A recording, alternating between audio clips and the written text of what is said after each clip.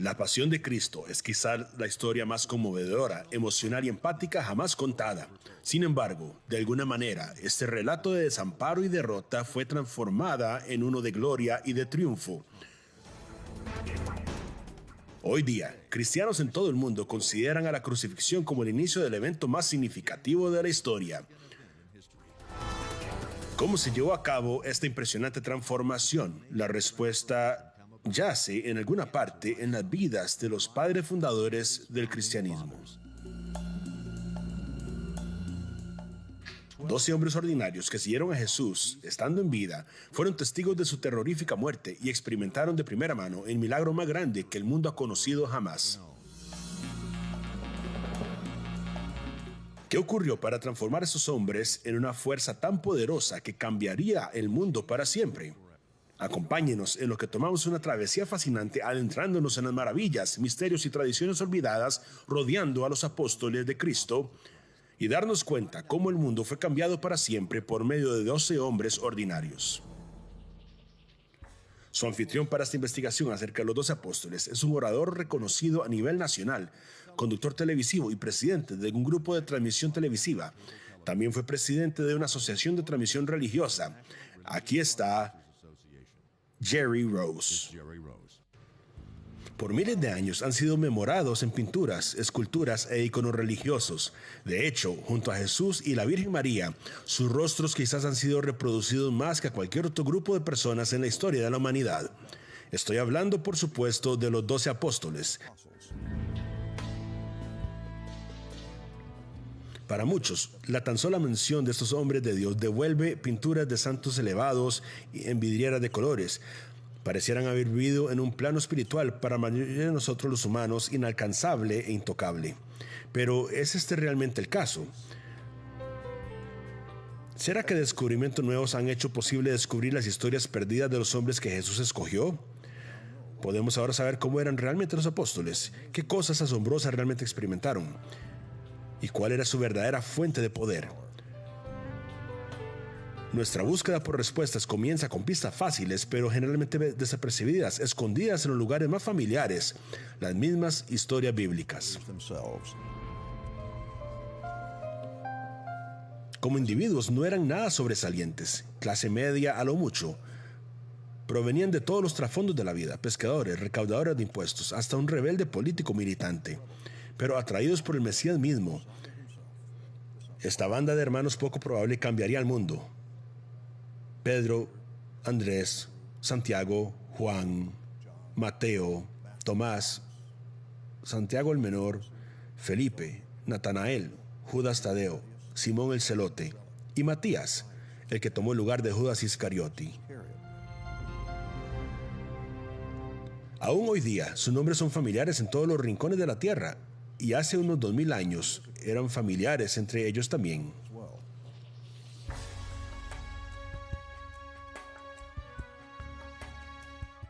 La gente a menudo asume que porque fueron escogidos por Jesús, los 12 discípulos no se conocían entre sí, pero nada podría estar más lejos de la verdad. Habían dos grupos, quizá tres grupos de hermanos entre ellos. Estaba Andrés y Pedro, hijo del pescador Jonás, Santiago y Juan, hijos del pescador Zebedeo, y también Mateo, Levi y su hermano menor Santiago, o Santiago el Menor, como era llamado a veces, que eran hijos de Alfeo.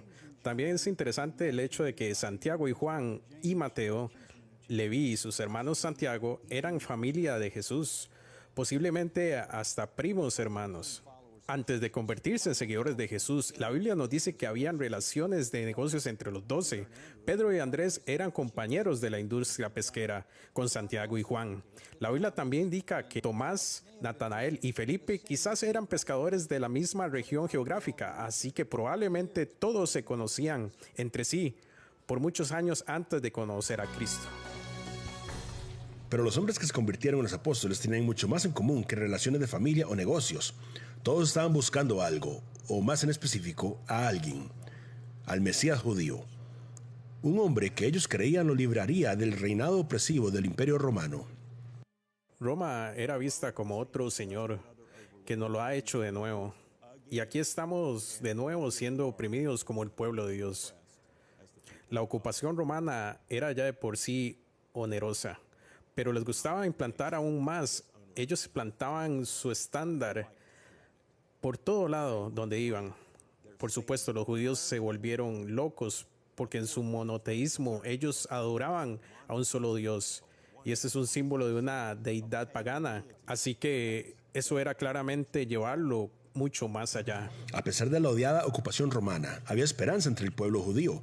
No mucho antes de entrar Jesús en escena, un profeta llamativo, conocido como Juan el Bautista, trajo un mensaje al pueblo judío. Arrepentíos, porque el reino de los cielos se ha acercado. El Mesías viene, decía él. Durante 100 años, las escrituras del Antiguo Testamento le habían hablado a los judíos que velaran por el Mesías, quien salvaría al pueblo de Dios y señalaría el camino a la salvación. Y entonces los apóstoles sin duda habían escuchado acerca de él desde que era niño pequeño. Y de hecho, la Biblia nos dice que muchos de ellos estaban buscando activamente que apareciera este Salvador. A pesar de su interés en común de encontrar al Mesías, ninguno de ellos discípulos eran considerados como líderes religiosos. De hecho, algunos de ellos operaban tan lejos en los márgenes de la sociedad que eran, en muchas maneras, considerados no gratos. La convocatoria de los 12 comenzó con un reconocimiento bastante público de Jesús por parte de Juan el Bautista. Cuando Jesús vino al río Jordán para ser bautizado por Juan, el profeta ve a Jesús acercándose y utiliza una imagen religiosa altamente significativa para identificarlo. Él lo llama el Cordero de Dios que quita el pecado del mundo.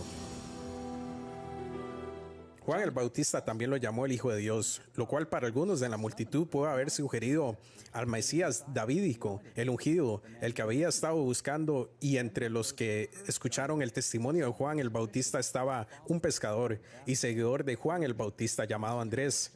Cuando él oyó lo que Juan el Bautista dijo, él se convirtió en el seguidor de Jesús. Y poco tiempo después, él presentó a su hermano Pedro ante Jesús. Poco tiempo después de haber conocido a los dos pescadores, Jesús los lleva a atrapar una cantidad milagrosa grande de peces. Con Pedro y Andrés, aún sorprendidos por su pesca inexplicable, Jesús les pide que se conviertan en sus seguidores y dijo que los haría pescadores de hombres. Es interesante que justo después de que Jesús les dio milagrosamente a Andrés y a Pedro el día más exitoso de pesca que probablemente jamás habían tenido, que les pidiera que dejaran su profesión y lo siguieran a él. Por supuesto, él sabía que ellos serían aún más efectivos pescando personas. El mensaje primario de Jesús se trata acerca del reino de Dios. Él quería que sus seguidores entendieran claramente que el reino de Dios no se trata de triunfos militares, sino acerca de arrepentimiento y corazones rendidos. Bienaventurados los pobres de espíritu, porque de ellos es el reino de los cielos. No tomó mucho tiempo para que la palabra se esparciera. Hemos encontrado aquel de quien Moisés había escrito en la ley y de quien los profetas también escribieron, Jesús de Nazaret. ¿Pero fue Jesús el tipo de Mesías que los judíos habían estado esperando? En las mentes de los apóstoles, el Mesías sería más que solo un líder político. Él sería un libertador quien estaría dispuesto a levantarse en contra de la opresión de los romanos y libertar al pueblo judío. Así que los apóstoles estaban buscando un héroe triunfante, no un salvador sufrido. Durante un tiempo parecía que los apóstoles habían encontrado justo lo que estaban buscando. Por todo lado donde iba Jesús predicaba a multitudes más grandes cada vez, ejecutó milagros impresionantes y habló con tanta sabiduría y autoridad que muchos ponían su fe en él. Pero en lo que aumentaban las multitudes, también lo hacía la intensidad del mensaje de Jesús. Él le decía a sus seguidores que el Mesías tendría que sufrir y morir, y que sería levantado el tercer día. Era un mensaje difícil y confuso para ser aceptado. No solo para las multitudes que se reunían, sino también para los 12 escogidos. Aún así, esto no era nada comparado con el asombro que recibieron después. Jesús les dijo, les digo verdad, a menos que coman la carne del Hijo del Hombre, beban de su sangre, no tienen vida en ustedes. Quien coma de mi carne y beba de mi sangre, tiene vida eterna, y yo lo levantaré en el día postrero. Jesús estaba tratando de decirle al pueblo que cualquiera que viniera a él tendría que hacerlo a través de la aceptación de la muerte y resurrección. Y esa es la base de la salvación, pero muchos de los judíos tomaron su enunciado literalmente, y para ellos esto era mucho que aceptar. A ellos se les prohibía por la religión judía beber sangre y se ofendieron con la sola sugerencia. Esta declaración hizo que la mayoría de las personas se alejaran de Jesús y hasta le dio a algunos munición que usaran contra de él. Cuando él fue traído a juicio, perdieron el punto por completo, pero a pesar de todo esto, sus seguidores principales permanecieron. Los apóstoles habían pendido toda su esperanza sobre este maestro carismático conocido como Jesús, pero sus sueños fueron pisoteados durante las horas más oscuras que el mundo ha conocido jamás. Justo como predijo, Jesús fue clavado en la cruz y padeció la muerte más vergonzosa y horrible imaginable. A través del relato de los evangelios vemos a los discípulos haciéndole a Jesús preguntas acerca de cuándo se levantaría y restauraría el reino de Israel. A pesar de los esfuerzos repetitivos de Jesús de hacer que entendieran que esta no era su razón de estar ahí, los apóstoles realmente no entendieron esto hasta su hora de muerte. Realmente no habían entendido, aunque Jesús les había dicho que él iba a ser matado en Jerusalén, que él no venía a tomar poder sobre Jerusalén, él venía a morir en Jerusalén. Y entonces cuando eso finalmente ocurrió fue devastador. Y sabe, depresión, enojo, temor, paranoia, un sentido de temor, un sentido de tener todas sus esperanzas aplastadas, cinismo, todas esas cosas de seguro habrán pasado por sus mentes. En temor por sus vidas, los discípulos se esparcieron y el movimiento que Jesús comenzó parecía llegar a un fin aplastante. Pero entonces, algo milagroso ocurrió. En unas semanas de la muerte de Jesús, los apóstoles emergieron nuevamente en la ciudad judía. Pero ahora eran diferentes, con celo, enérgicos y con una pasión inquebrantable. Se convirtieron en una fuerza espiritual poderosa, esparciendo el mensaje de Cristo por todos lados donde iban. ¿Qué causó esta impresionante transformación? Un evento que desafió toda explicación. Jesús literalmente se levantó de la muerte. Hoy día, billones de cristianos alrededor del mundo basan su fe en este credo fundamental. Sin embargo, los relatos del Evangelio nos dicen que nadie estaba presente cuando este evento milagroso sucedió. ¿Cómo fueron convencidos los apóstoles de la verdad de la resurrección? ¿Y qué de los cristianos hoy día? ¿Podemos estar seguros que esta historia es verdad?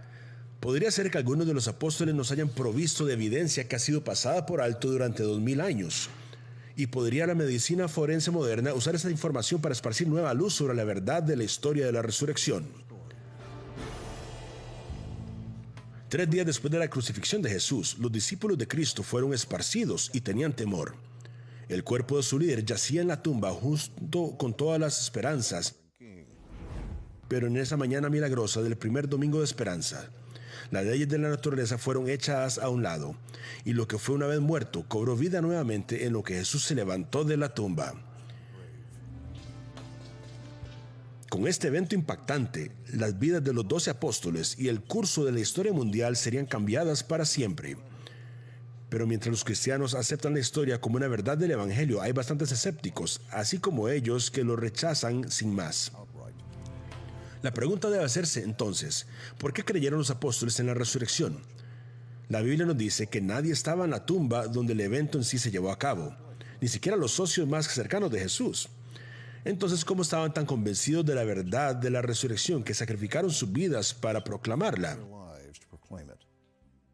Tal vez el mejor lugar para buscar pistas a este misterio es con el hombre que generalmente es más recordado por su naturaleza de duda, el apóstol Tomás. En Juan capítulo 20, todos los discípulos estaban devastados.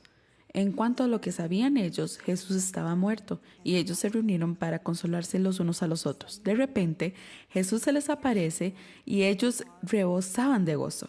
Desafortunadamente, Tomás no está con ellos para ver este milagro con sus propios ojos.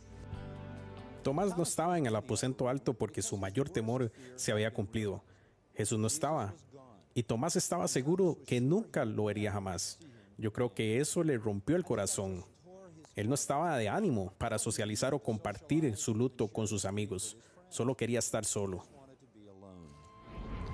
Más adelante, cuando los otros discípulos le dijeron a Tomás que habían visto al Señor resucitado, él respondió: a menos que yo vea las marcas de los clavos en sus manos y meta mi dedo donde estuvieron los clavos y metiera mi mano en su costado, no lo creeré. Cuando la gente lee esta historia, lo primero que ven es a Tomás dudar. pero yo veo el dolor tan sobrecogedor que sentía y la profunda devoción que tenía por su Señor. Sí, dudó la historia de los discípulos, pero este sentimiento nació en su inmenso pesar. Tengan en mente que todos los discípulos tenían el mismo dolor que Tomás. Todo lo que habían esperado, un reino nuevo con Jesús en el trono, ahora no iba a pasar. Entonces, ninguno de ellos realmente creyeron hasta que vieron a Jesús resucitado. Nada más fue Tomás quien lo dijo. Según el Evangelio de Juan, Jesús no dejó a Tomás en su duda y desamparo. Una semana después, él apareció ante sus discípulos nuevamente e hizo huir todas las dudas de Tomás. Le dijo a Tomás: pon tu dedo aquí, mira mis manos, extiende tu mano y métela en mi costado. Deja de dudar y cree. Tomás le dijo: mi Señor y mi Dios. El apóstol Juan escribió un relato de testigo ocular de lo que ocurrió en el aposento alto cuando Jesús apareció ante Tomás y los otros discípulos. Ellos vieron con sus propios ojos las heridas de la crucifixión en sus manos y en su costado. Jesús, de hecho, los instó a tocar sus heridas. Esta era prueba irrefutable de que Jesús era quien decía quién era, que había resucitado de la muerte y que Él era el Hijo de Dios.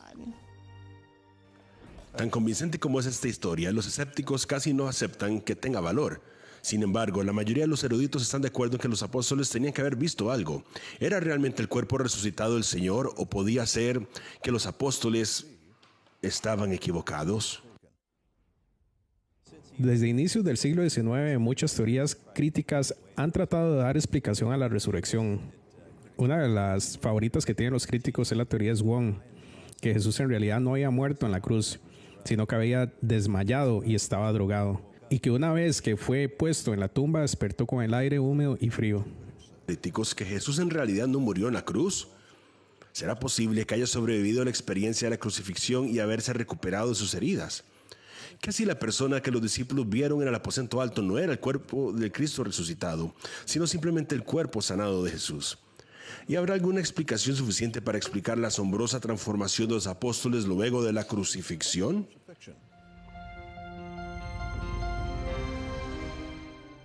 La clave de toda esta explicación es la experiencia que tuvieron los discípulos. Es concebido por casi todos los eruditos que pensaron que Jesús estaba vivo, pensaron que habían visto al Jesús resucitado. De alguna manera eso tiene que ser explicado, porque la resurrección es, como concebida por casi todo el mundo, el centro de su fe. Tenemos que explicar por qué están tan emocionados, por qué fueron tan transformados, por qué este gozo con este evento. En pocos términos, tenemos que explicar la experiencia de los discípulos que ellos creyeron. Era la aparición de Jesús resucitado. Luego los discípulos irrumpen en escena con una exuberancia, con gozo. Esa palabra sale una y otra vez. Algo los impulsó hacia el mundo. Algo los hizo decir: hey, estamos pensando que este punto previo donde estamos abrumados y caídos, y de pronto están dispuestos a morir por algo. O sea, hay un signo de pregunta aquí. Tiene que ser respondido. Algo tuvo que haber ocurrido. Sabemos por los relatos bíblicos que después que Jesús es llevado en custodia, que muchos de los apóstoles se fueron a esconder. Pero el Evangelio de Juan nos dice que al menos uno de los 12 estuvo ahí para ser testigo del terrible evento. Las cosas que Juan vio al pie de la cruz le convencieron que Jesús estaba de verdad muerto. ¿Pero es esto solo el relato emocional de un testigo subjetivo o habrá más al relato de Juan que alcanza la vista? Podrá ser que los detalles provistos en el Evangelio de Juan nos puedan dar una clave para verificar que Jesús no solo estaba muerto, sino que también la causa real de su muerte. O cómo la medicina moderna nos puede ayudar a resolver este misterio. El doctor Alexander Metherell es un experto en el tema de la muerte por crucifixión y sostiene un título de doctorado en ingeniería. Más importante, es un doctor médico certificado y acreditado por la Junta Estadounidense de Radiología y ha sido consultor para el Instituto Nacional del Corazón y Pulmones del Instituto Nacional de la Salud. Los evangelios nos indican la información acerca de la causa de la muerte de Jesús. Sabemos que los romanos le dieron a Jesús una golpiza muy severa antes de tomar la cruz para ir al Gólgota y estar clavado a ella. Esto es importante porque significa que Jesús pudo haber perdido mucha sangre aún antes de ser clavado a la cruz.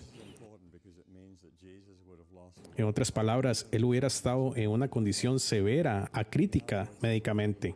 Y de hecho, las descripciones que obtenemos en los relatos de las Escrituras nos indican que Jesús se hubiera estado desmayando o palideciendo y también haber tenido sed extrema. Y esto en términos médicos se llama shock hipovolémico. El diagnóstico de shock hipovolémico, siendo producto de una pérdida de sangre masiva, ciertamente es contundente. Pero ¿qué tiene que ver esto con la causa de muerte de Jesús? Pues la respuesta yace en un extraño trozo de información encontrado en el Evangelio de Juan. Uno de los soldados perforó el costado de Jesús con una lanza y al instante salió sangre y agua. Desde el punto de vista médico, la descripción en Juan capítulo 19 es importante porque coincide perfectamente con la condición médica que atravesó Jesús en ese momento. La pérdida masiva de sangre que Jesús experimentó por la golpiza probablemente conllevó una falla cardíaca, y esto pudo haber causado que un fluido transparente se recolectara en la membrana alrededor del corazón y los pulmones. Así que cuando la lanza penetró el costado de Jesús, probablemente atravesó el pulmón y ingresó al corazón. Cuando la lanza fue extraída, el líquido transparente que se había recolectado alrededor del corazón, que hubiera tenido apariencia de agua, salió. Esto pudo haber sido seguido por un volumen elevado de sangre del corazón. El relato dado en el Evangelio de Juan nos muestra que es completamente consistente con el historial médico. Por ende, concluimos que sin ningún lugar a dudas que Jesús murió en la cruz. Es completamente imposible que él hubiera sobrevivido a esa crucifixión. Los estragos de una golpiza brutal, las heridas penetrantes de los clavos en sus manos y pies y la lanza atravesada en su costado. Estas son las lesiones que sin duda sellaron el destino de Jesús. Y fueron las mismas heridas que fueron mostradas al apóstol Tomás cuando él vio a Jesús resucitado. Pero estos no son los únicos relatos de testigos de primera mano encontrados en el Nuevo Testamento. En una carta que el apóstol Pedro escribió a los primeros cristianos, él proclamó con certeza inamovible: No seguimos historias inventadas con astucia cuando les contamos acerca del poder y la venida de nuestro Señor Jesucristo, sino que fuimos testigos oculares de su majestad. Los apóstoles sin duda fueron convencidos de la verdad detrás de la resurrección de Jesús. Y como hemos visto, la ciencia médica moderna pareciera proveer evidencia contundente para verificar la historia. Pero quizás el testimonio más convincente puede ser encontrado en las vidas de los mismos apóstoles. Estamos hablando acerca de hombres que estaban huyendo y asustados por su misma sombra, como se ve antes de este evento. Y ahora no tienen miedo, están poniendo el mundo de cabeza y saliendo. Y no están solo diciendo que algo pasó, o sea, algo sí pasó, pero la explicación de ellos es que vieron al Jesús resucitado. Y en 3 de los 4 evangelios Jesús está ya sea ofreciendo o alguien está tocando. Hay un cuerpo ahí en las palabras de estos escritores y él está parado delante de ellos. Las heridas están intactas y han visto a su amigo nuevamente. Así que la razón del gozo y la exuberancia es increíble porque Jesús en verdad estaba ahí parado con ellos en cuerpo real.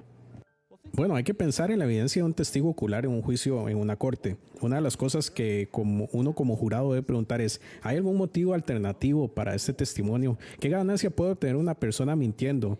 En el caso de los apóstoles, ellos no tenían ninguna recompensa terrenal que obtener y todo consuelo terrenal que perder. Sin embargo, persistieron. De hecho, estaban dispuestos a pasar el resto de sus vidas proclamando el mensaje de la salvación a través de la fe en Jesús, sin ninguna paga. Desde el punto de vista humano, ningún plan de retiro, ninguna pensión, ninguna villa lujosa esperándolos en Capernaum. Se enfrentaron a una vida de pruebas, fueron golpeados, encerrados y finalmente la mayoría de ellos ejecutados de una manera tortuosa. ¿Por qué? Porque estaban convencidos, sin duda alguna, de que habían visto a Jesucristo vivo. Es difícil, si no imposible, dar cuentas de esta convicción. Si de hecho no hubieran visto a un Jesucristo vivo, es la única explicación que tiene sentido. Toda persona que muere hoy en día muere por una ideología. El hecho de que uno esté dispuesto a morir es muestra que realmente cree algo, pero los discípulos estuvieron dispuestos a morir. No solo demuestra que creían en algo como todos los demás, sino que vieron algo y ahí está la diferencia. Yo pensaría, ¿cuáles son mis pensamientos acerca de un partido político al que perteneciera? Que no son tan firmes como si yo lo viera a usted en el supermercado ayer. Estoy más seguro de eso que de mis valores políticos. Los discípulos no solo tuvieron la ideología, tuvieron el evento. Estaban seguros de que habían visto a Jesús resucitado, y solo eso es algo único porque ningún otro fundador de las demás religiones del mundo es conocido por haber resucitado de la muerte, así que tienen una experiencia única de la cual hablar y algo visto. Los apóstoles de Cristo estaban entre un grupo pequeño de personas en la historia que conocieron de seguro que la historia de Cristo resucitado era verdad. Lo que hicieron con este conocimiento y el poder que recibieron de Jesús mismo es algo completamente impresionante. Las leyendas y tradiciones que rodean a los apóstoles ciertamente son asombrosas, pero antes que cualquiera de sus hechos sorprendentes pudieran ser logrados, los 12 apóstoles pasaron 40 días con el Jesús resucitado. ¿Qué pasó durante ese tiempo trascendental? El Nuevo Testamento revela muy poco acerca de estos días cruciales, pero ¿será posible que pistas a ese misterio estén escondidas a simple vista dentro de las páginas? De ser así, ¿a dónde nos podrían estar llevando estas pistas? Jesús de Nazaret, su vida, muerte y resurrección cambiaron al mundo para siempre. Pero esa transformación global comenzó humildemente en la vida de 12 hombres ordinarios, escogidos por el Mesías para ser sus compañeros más cercanos y emisarios para el mundo. Los 12 apóstoles vivieron vidas excepcionales.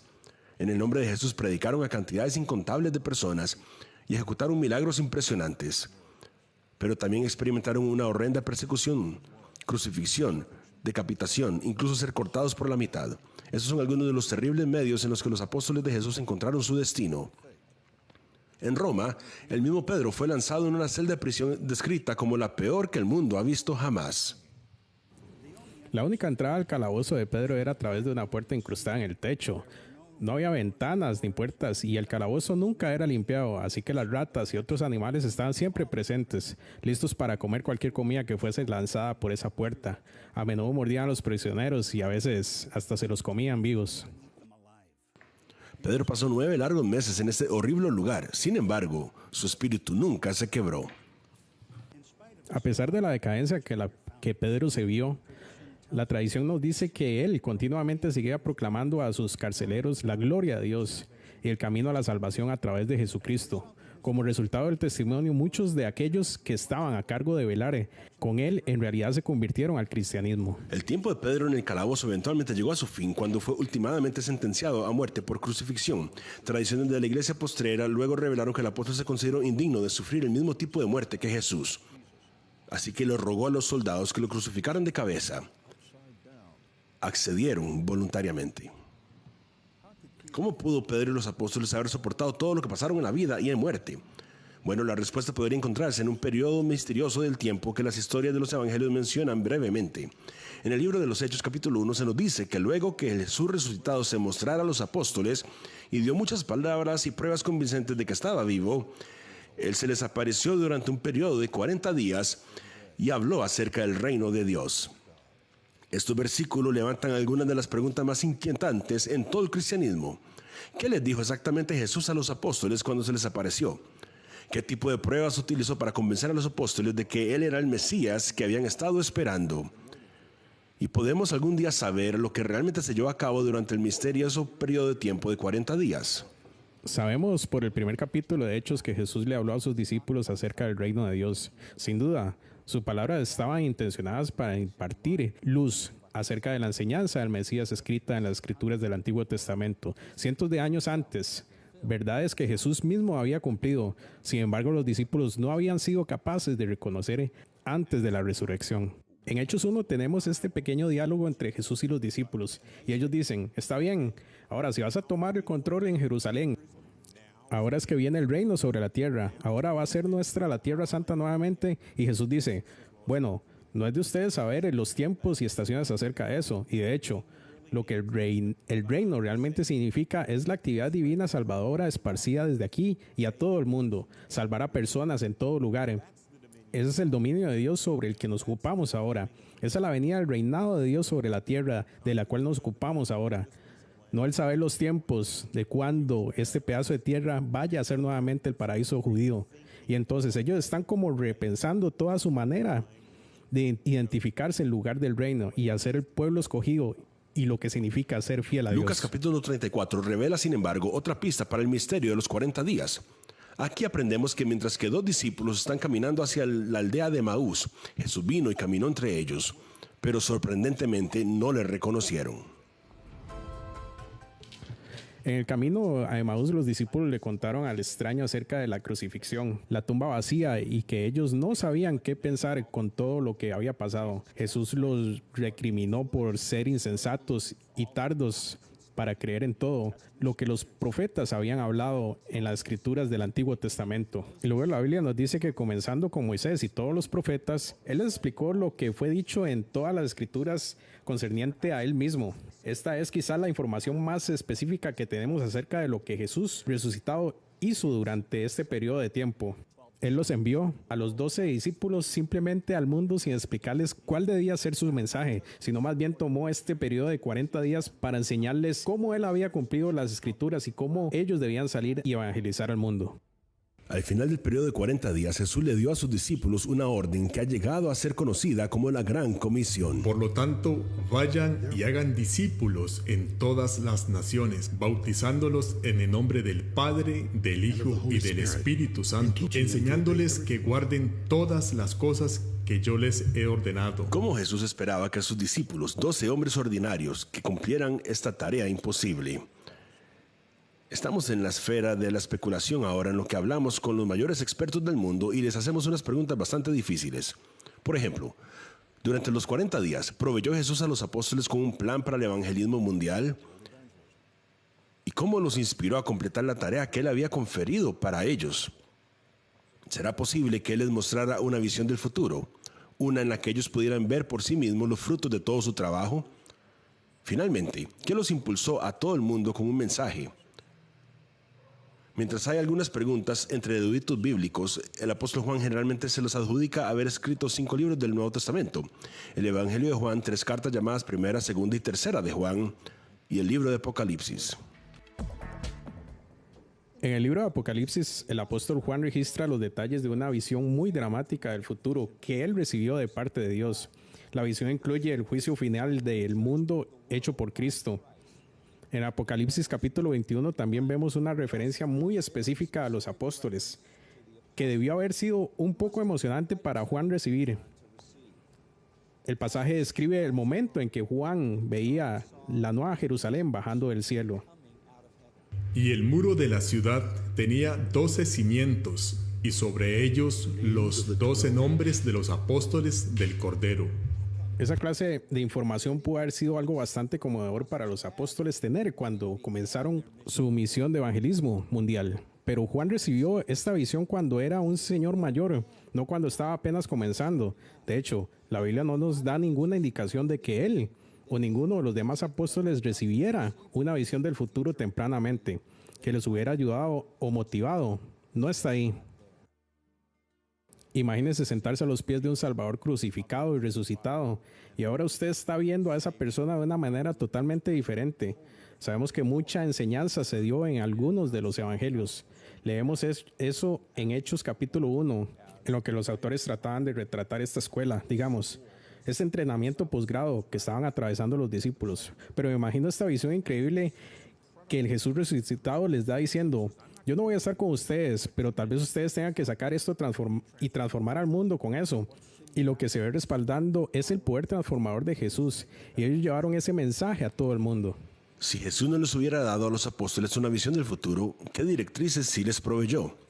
En Hechos capítulo 10, Pedro menciona la respuesta de manera bastante clara. Y nos mandó que predicásemos al pueblo y testificásemos que Él es el que Dios ha puesto por juez de vivos y muertos. De este dan testimonio todos los profetas, que todos los que en Él creyeren recibirán perdón de pecados por su nombre. En el Nuevo Testamento, la tradición es pasada a lo largo de los tiempos. Encontramos una multitud de ejemplos en los que los apóstoles hicieron exactamente como Cristo les dijo.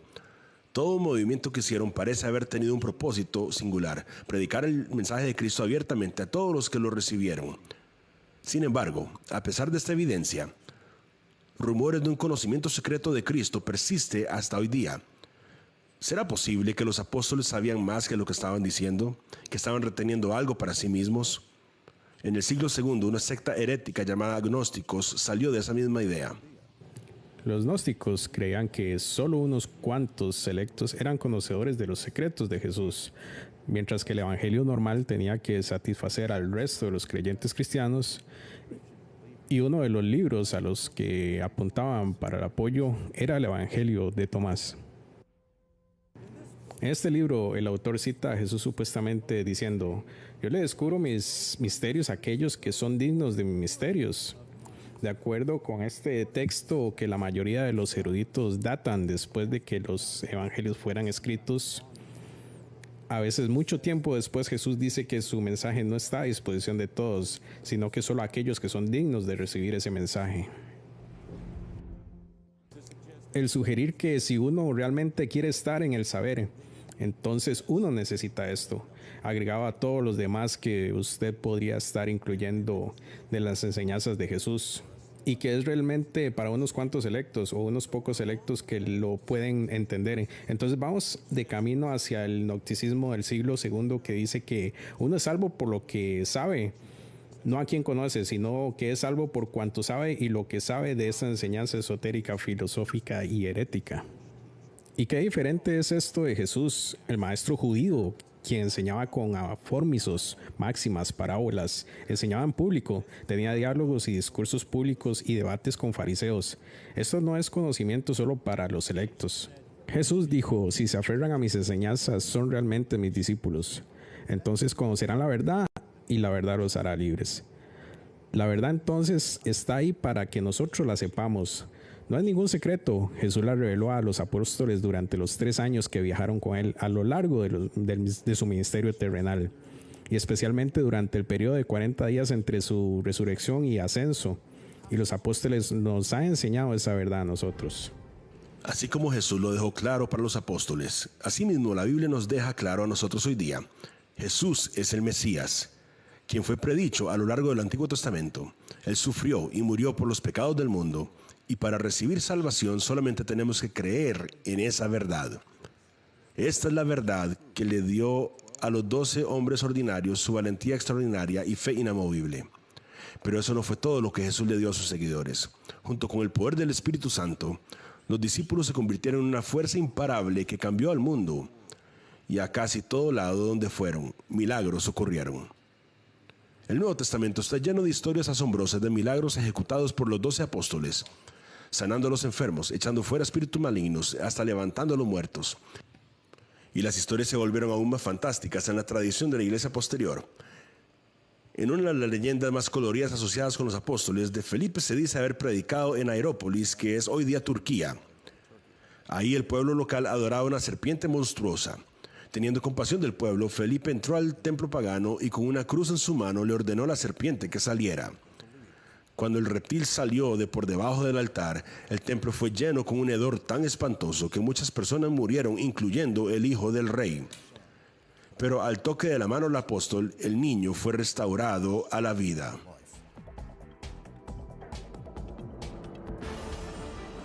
¿Es real esta impresionante historia o simplemente una leyenda que surgió de la tradición eclesiástica?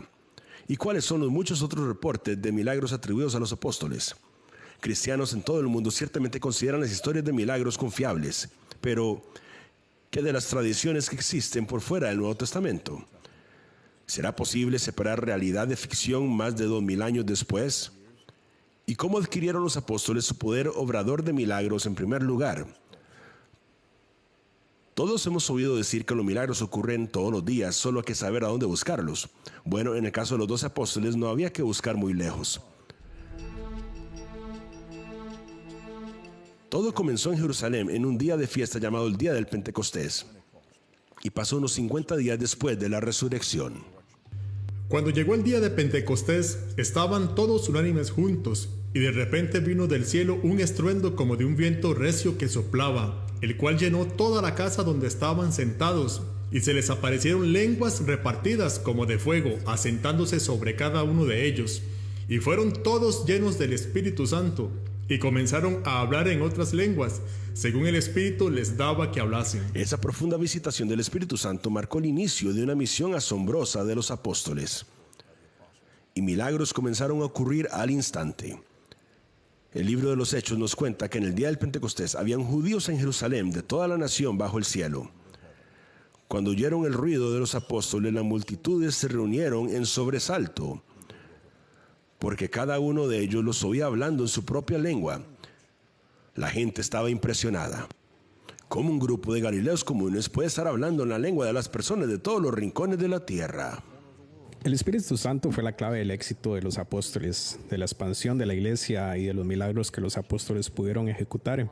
Jesús les había dicho que esperaran en el Espíritu, y una vez que este derramamiento dramático se había llevado a cabo, las cosas comenzaron a desarrollarse rápidamente. El mismo día que los apóstoles recibieron poder del Espíritu, Pedro se levantó a predicar con una gran multitud reunida. El hombre que incluso había negado que conocía a Jesús 2 meses antes, habló un mensaje del Evangelio de una manera tan poderosa que 3,000 personas pusieron su fe en el mismo Cristo ese mismo día.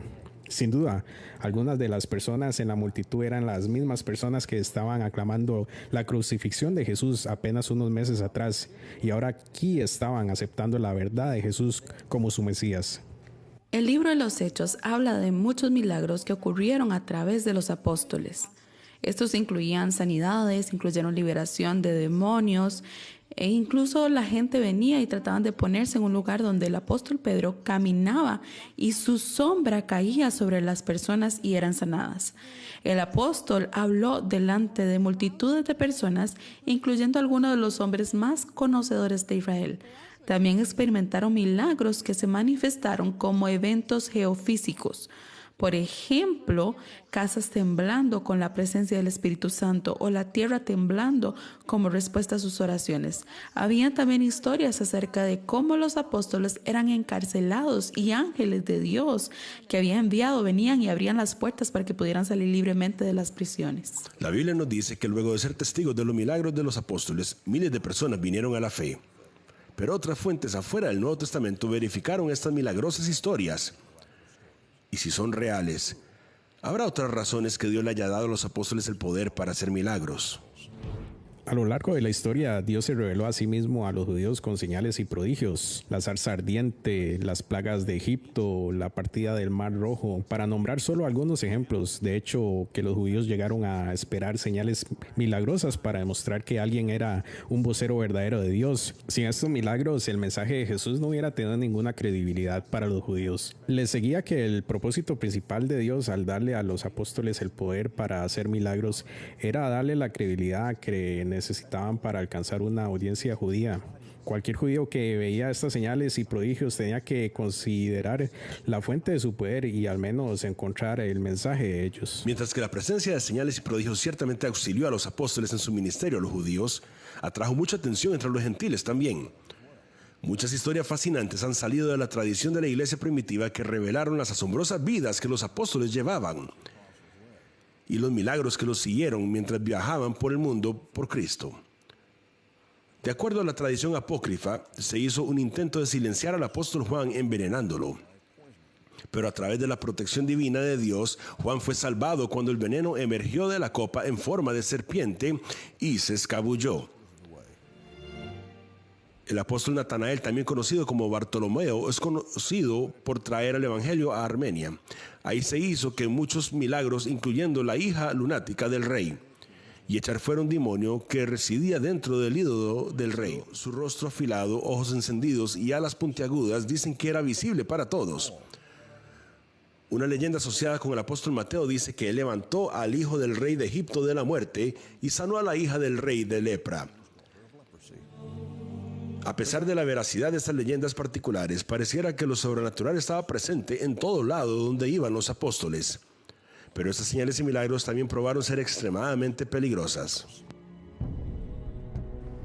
Con el poder de su mensaje y los milagros que los acompañaron, los apóstoles se convirtieron en una fuerza con la cual ser encontrada en el mundo antiguo. Por todo lado donde iban, como veían las cosas, y eso los volvió peligrosos para las personas en poder. Uno de los gobernadores antagonizados por la actividad de los apóstoles era nadie más que el gobernador de Jerusalén, Herodes Agripa. Hay cierta evidencia que sugiere que el apóstol Santiago se fue de Jerusalén y viajó hasta España por el Mediterráneo para predicarle el evangelio a los judíos que vivían allí. Y esto regresó a Herodes Agripa, el nieto de Herodes el Grande, quien es ahora el gobernador romano de Jerusalén. En cuanto respectaba a él, Santiago estaba predicando un mensaje peligroso que nombraba a Jesús, no a César, como el rey de reyes. Cuando Santiago regresó a Jerusalén fue etiquetado como un traidor a la causa romana y fue decapitado por incentivar la rebelión entre los judíos en España bajo el control romano. Él fue el primero de los apóstoles en ser martirizado.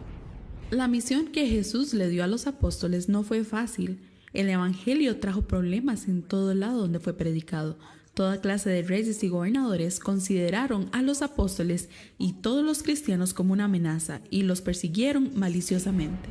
Como muchas de sus contrapartes, el apóstol Andrés también se encontró con su destino en las manos de un gobernador furioso. La tradición nos dice que en el año 69 después de Cristo, Andrés viajó a Grecia, donde llevó a la hija de un gobernador provincial a Cristo. Cuando su esposo se dio cuenta, él ordenó a Andrés abandonar su fe o sería torturado forzosamente. Andrés se rehusó a retractarse y en lugar de eso le rogó al gobernador que se volviera de sus pecados y aceptara la fe para salvar su propia alma. Obviamente la respuesta del gobernador fue negativa, porque Andrés primero fue reprimido y luego atado a una cruz en forma de X para prolongar su sufrimiento. Colgó sobre esa cruz por 2 días antes de morir y durante ese tiempo él dio testimonio a toda persona que pasaba por el frente acerca de la verdad del evangelio. Por la mayoría de los relatos históricos, 11 de los 12 apóstoles dieron sus vidas para llevar el mensaje del evangelio al mundo. De los 12, el apóstol Juan es el único que se cree que haya muerto por causas naturales. Pero él también sobrellevó tremenda persecución en su servicio al Señor. Sin embargo, ante el semblante de la hostilidad abrasadora y violencia, los apóstoles perseveraron y el mensaje del evangelio se esparció como fuego salvaje.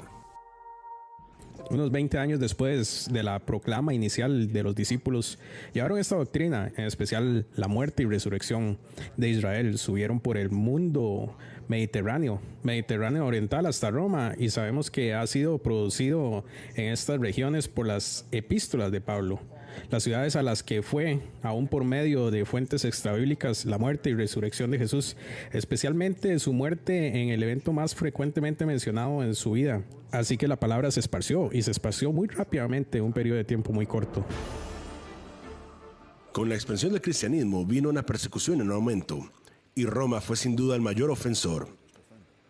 Los cristianos fueron arrestados, públicamente humillados y a menudo torturados a muerte.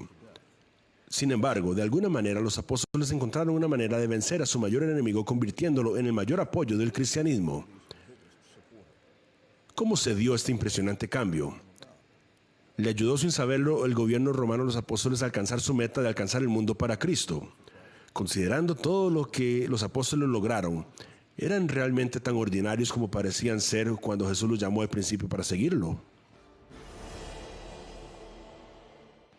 La impresionante historia de la iglesia primitiva está llena de los cuerpos de los creyentes que fueron martirizados por su fe, y el gobierno romano era especialmente celoso en su persecución hacia creyentes.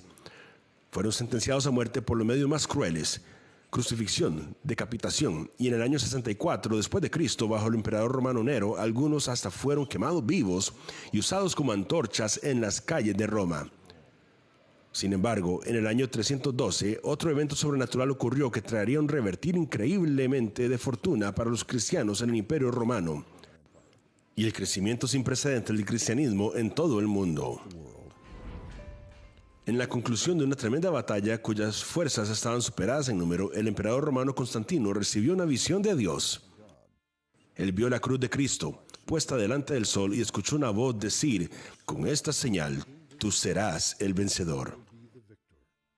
El día del conflicto, Constantino hizo que todos sus soldados pusieran el símbolo de la cruz en sus escudos. Fueron a la batalla y lograron una avasalladora victoria sobre el enemigo. Como resultado de esta victoria contundente, el emperador Constantino se convirtió al cristianismo y en el año 313 emitió un edicto de Milán, el cual prohibía la persecución de cristianos en el Imperio Romano. Para el siglo IV, el cristianismo se había convertido en la religión oficial del Estado. Todo esto es impresionante cuando uno considera todas las probabilidades en contra del cristianismo.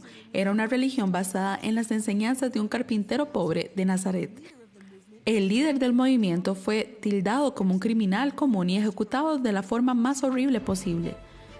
Él deja a solo un puñado de seguidores en las tinieblas del Imperio Romano para esparcir su mensaje a través del mundo. Aún así, a pesar de la persecución constante que sobrellevaron en las manos de Roma, la semilla plantada por los apóstoles en el siglo I continuaron creciendo. Para el siglo III se estima que había unos 5 millones de cristianos viviendo en el Imperio Romano solamente. En menos de 300 años, con el nacimiento del cristianismo, la fuerza más poderosa en el mundo, el Imperio Romano fue conquistado por él. ¿Cómo una transformación tan milagrosa se pudo haber llevado a cabo en un periodo de tiempo tan corto? Hasta los expertos más renombrados tienen dificultad explicando exactamente cómo ocurrió. Pero hay unas posibilidades que intrigan. Podrían ser que antes de la conversión de Constantino, el gobierno romano, sin saber, le ayudó a los apóstoles a alcanzar su meta de alcanzar al mundo para Cristo. Cuando Jesús comenzó su ministerio, el Imperio Romano era sin duda el poder dominante en el mundo. Los romanos controlaban la mayor parte de Europa, el norte de África, Asia Menor y por supuesto Palestina también. Ahora, mientras que los judíos luchaban en contra del Imperio Romano, los cristianos por otro lado se beneficiaron del increíble sistema de carreteras que los romanos habían levantado, lo cual aceleró la comunicación en todo el imperio y ayudó a esparcir el evangelio. Mientras que caminos bien establecidos y la seguridad de viajes seguros sin duda auxilió a los apóstoles, no se puede explicar plenamente sus logros evangelísticos. ¿Cuál de las fuerzas pudo haber estado trabajando? Los eruditos bíblicos modernos han sacado otra teoría interesante para ayudar a explicar el misterio. Para que los apóstoles tuvieran esperanza alguna de cumplir la gran comisión, tuvieron que salir con una estrategia evangelística brillante. De los relatos del Nuevo Testamento podemos construir un poco de lo que pudo haber tenido esa estrategia. Primero fueron a las ciudades grandes a lo largo de las rutas de intercambio ya establecidas y a las ciudades portuarias donde personas de todo el mundo se congregaban. Le predicaban a las personas, ahí hicieron muchas conversiones. Luego estos convertidos viajaron por las pequeñas aldeas y a los confines de la tierra, donde establecieron iglesias. Estas iglesias resultaron en muchas más personas escuchando el mensaje y aún en más iglesias siendo establecidas. Así que en efecto salieron con una manera de delegar responsabilidades y para multiplicar sus números más rápidamente que lo que cualquiera consideraba posible. ¿Cómo los apóstoles divisaron esta brillante estrategia evangelística? Bueno, la búsqueda de respuesta nos lleva de vuelta al periodo del tiempo más intrigante del Nuevo Testamento, los 40 días entre la resurrección de Jesús y su ascensión al cielo. Una de las cosas que suponemos que tuvo que haber salido durante estos 40 días es la iniciación de Jesús de una actividad misionera, comenzando con esa área local y extendiéndose alrededor del mundo. Esto es muy probable que esta sea en realidad parte de esa instrucción por ciertas razones, porque antes de la cruz Jesús los vio más de una vez.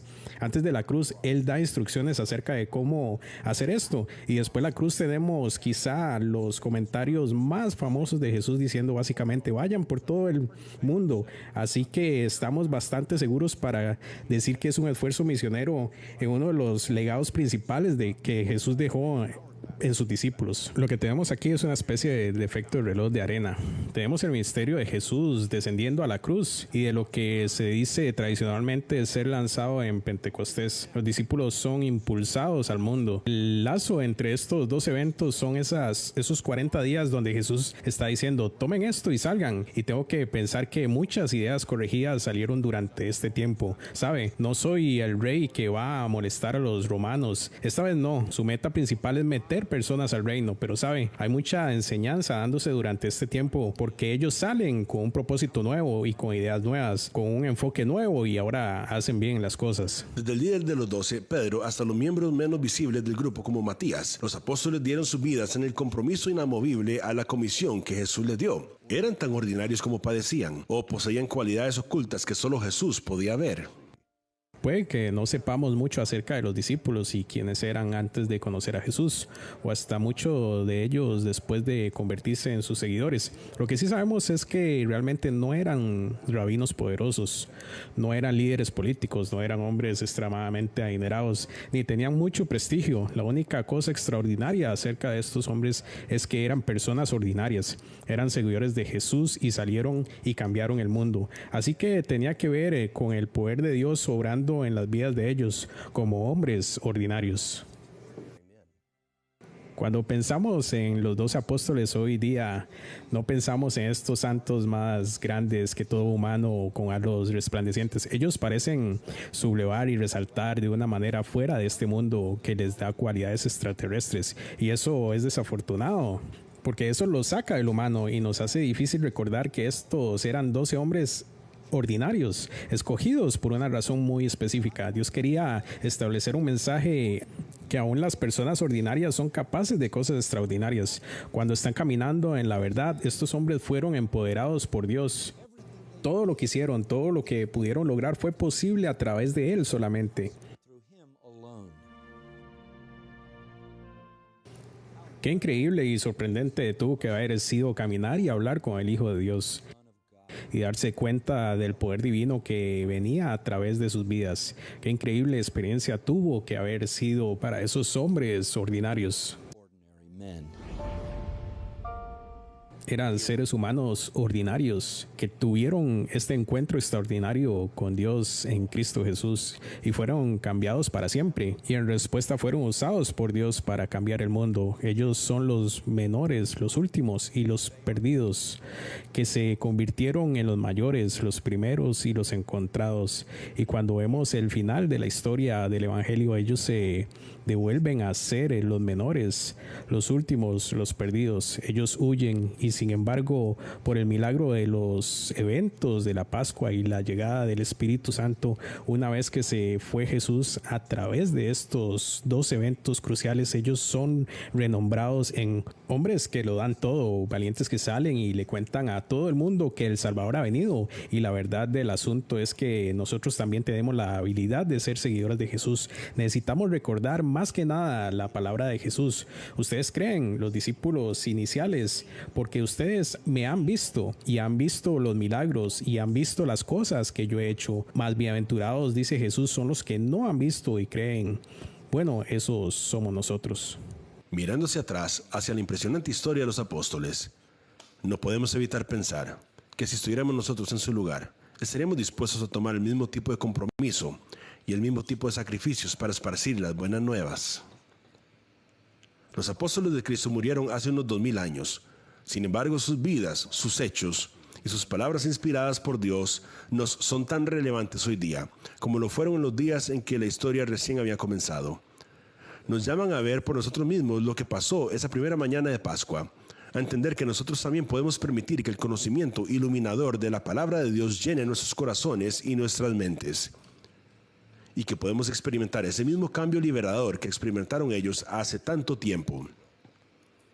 Pero más importante, la historia de estos 12 hombres ordinarios nos recuerda la mayor lección de todas, que con Dios todo es posible si tan solo creemos.